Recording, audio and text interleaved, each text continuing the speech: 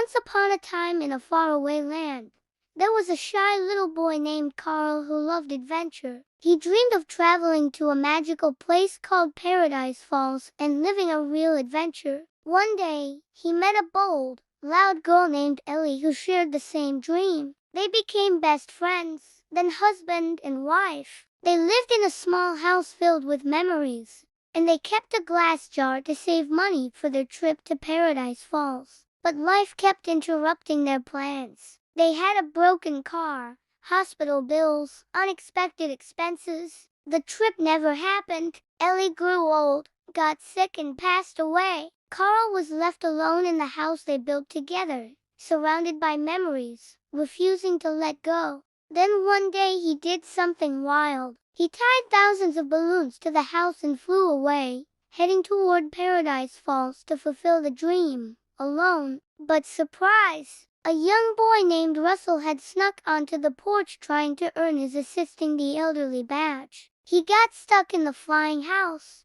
Carl was annoyed, but couldn't send him back, so they flew together through the clouds toward the jungle. When they landed, the house drifted far from the falls. Carl decided to drag it across the land, tied with ropes, determined to reach the spot he and Ellie had dreamed of.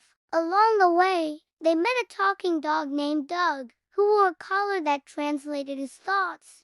Doug was sweet and loyal, but he worked for someone dangerous. That someone turned out to be Charles Muntz himself, the same explorer Carl had idolized as a child. Muntz had vanished years ago after scientists accused him of faking the discovery of a rare bird. He had come to Paradise Falls to prove them wrong, and he never left. Everyone thought he was dead, but he was alive, living in a floating airship, surrounded by trained dogs, obsessed with capturing the bird to prove he wasn't a fraud. And then the bird appeared, Kevin, a giant, colorful, goofy bird who loved chocolate and ran like crazy through the jungle. Russell adored Kevin. Doug wanted to protect him. Carl was torn. He just wanted to reach the falls.